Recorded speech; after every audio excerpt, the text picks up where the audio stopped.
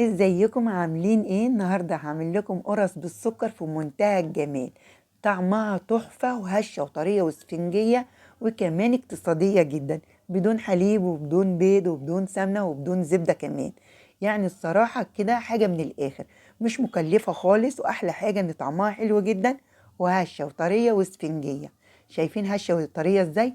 بجد بجد لازم تجربوا الطريقة، هتعجبكم جدا، أحلى كتير لما تشتريها من بره. طب ما تيجي نشوف الطريقة. عندي كيلو من الدقيق متعدد الاستخدامات اللي هو 5 كوبايات من الدقيق. هنحط عليه معلقة صغيرة من الملح ونقلبهم كويس، وبعد ما بنقلبهم كويس بنسيبهم على جنب.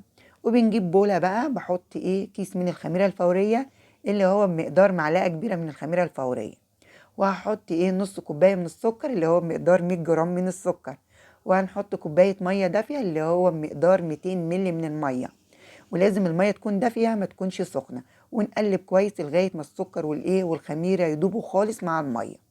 بعد كده بروح ضايفة بقى الخميرة اللي احنا دوبناها في المية والسكر على على الدقيق. ونبتدي بقى نشمر ايدينا يا ست الكل ونعجنها بايدينا. لو عندك عجان يا ست الكل استخدمي العجان، ما عندكيش العجان عادي، ما فيش اي مشكلة. هتعجنيها بايدك، ما بتاخدش 10 دقايق عجن. عندنا بقى كوباية مية دافية جنبنا، هنزود كوباية المية الدافية دي شوية بشوية على الدقيق لغاية ما يختفي خالص والعجينة تلم معانا. طب كوباية المية اللي أنا بزودها شوية بشوية قد إيه بالظبط؟ دي 200 ملي من المية. ولازم المية تكون دافية ما تكونش سخنة. وليه بتزودي المية كوباية المية التانية شوية بشوية؟ عشان في دقيق بياخد سوائل كتير وفي دقيق بياخد سوائل قليلة. بعد ما ما حطيت كوبايه الميه كلها، هنجيب بقى تلت كوبايه من الزيت.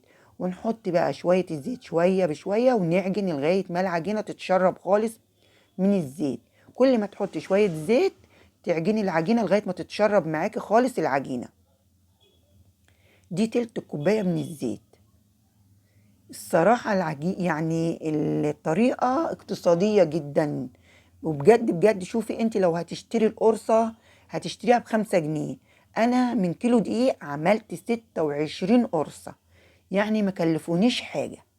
بجد بجد الحاجة لما تعمليها في البيت بتكوني متأكدة من نظافتها، وكمان اقتصادية جدا، واحلى حاجة ريحة المخبوزات في البيت.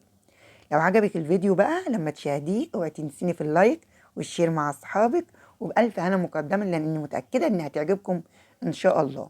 بعد ما عجنتها كويس كده بلفها على شكل كورة، واروح حطها في الطبق واغطيها واسيبها في مكان دافي لغاية ما تكلبس كده وحجمها يتضاعف.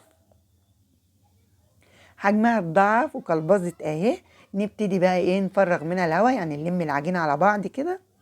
ونكون مجهزين بقى اي صينية جنبنا او اي حاجة، وتقطعي الكرات مقاس الليمونة الكبيرة او تقطعيها مقاس اليوسفي الصغير. تمام كده. بجيب بقى شوية زيت وادهن ايدي شوية زيت صغيرين، واقطع الكرات زي ما انتوا شايفين كده. وزي ما قلت لك لا تقطعيها مقاس الليمونه الكبيره، لا تقطعيها مقاس اليوسف الصغير. وتلفيها على الرخامه كده او تلفيها على كفه ايدك وتحطيها جنبك في اي صينيه. بس اهم حاجه بعد ما تقطعيهم كلهم تغطيهم وتسيبيهم يرتاحوا ربع ساعه. زي ما قلت لكم القرص اللي احنا هنعملها كلها توفير بجد. يعني انت لو هتجيبي القرصة من الفرن هتجيبيها ب5 ب6 جنيه. يعني 26 قرصة دول لو هتشتريهم ب150 جنيه.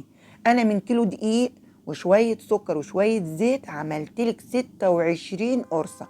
لو حسبتوها كده مش هتتكلف معاكم 35 جنيه.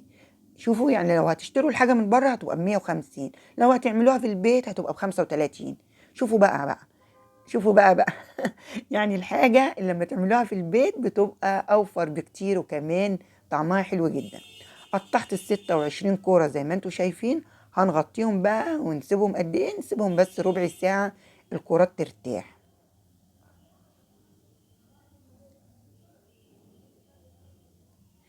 الحشو بتاعنا بقى عندنا نص كوباية من السكر، هنحط معلقة صغيرة من القرفة، وهنحط معلقة صغيرة من الدقيق.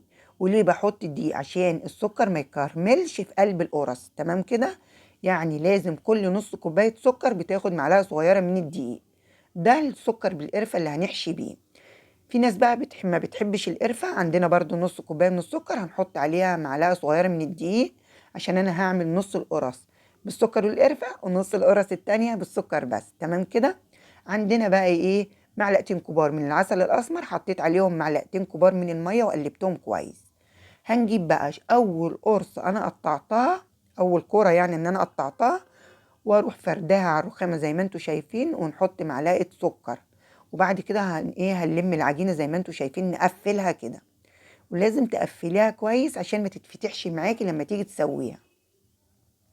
بعد كده بحطها في العسل، وبعد كده بروح حطها في السمسم. السمسم هنا ابيض، مش السمسم متحمص.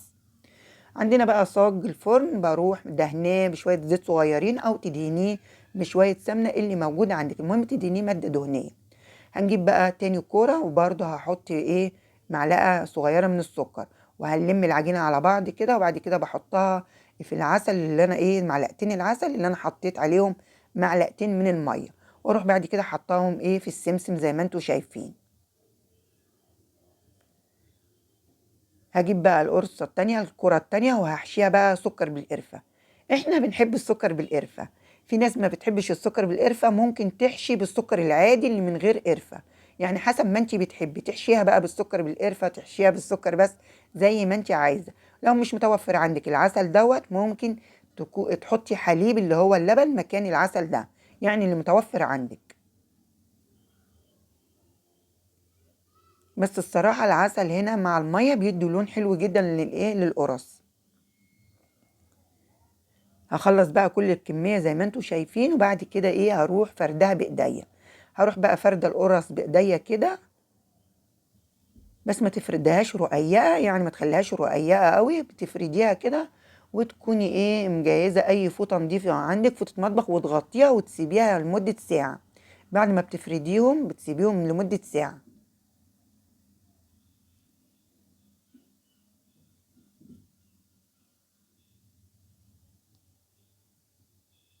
بعد ساعة حجمها اتضاعف اهو زي ما انتوا شايفين. هنشغل الفرن على درجة حرارة 220، ونحطها على الرف الأوسط. وبعد كده لما بتحمر من تحت، بروح مطفية من تحت ومولعة الشواية من فوق. شايفين شكلها في الفرن؟ تحفة. اتنفخت اهي وعليت. هنبتدي احمرت من تحت اهي زي ما انتوا شايفين. نبتدي نطفي الفرن من تحت، ونولع الشواية من فوق. أول ما تطلع من الفرن، لا ترشي عليها شوية مية صغيرين، لا تغطيها بفوطة مطبخ نضيفة، وتسيبيها 5 دقايق عشان تكون طرية وهشة واسفنجية معاكي. أهم حاجة أي مخبوزات تطلع من الفرن لازم تغطيها. شايفين؟ هشة وطرية، والتسوية بتاعتها حلوة جدا. دي اللي بالسكر والقرفة. الصراحة تحفة، هشة واسفنجية وطعمها حلو جدا. ده الصاج التاني برضو سويته اهو زي ما انتوا شايفين، لونه حلو جدا والتسوية بتاعتها ممتازة. بجد بجد لازم تجربوها في البيت. ولو قلقانة تجربي في كيلو دقيق، جربي في نص كيلو من الدقيق، لانها حلوة جدا. بلاش تحكموا على الحاجة غير لما تجربوها، لاني متأكدة جدا ان الحاجة دلوقتي غليت في الافران. فلما تعملي الحاجة في البيت احلى بكتير ما تشتريها من بره. شايفين؟ دي بقى المحشية بالسكر بس. يلا بقى جربوها، وبألف هنا مقدمة.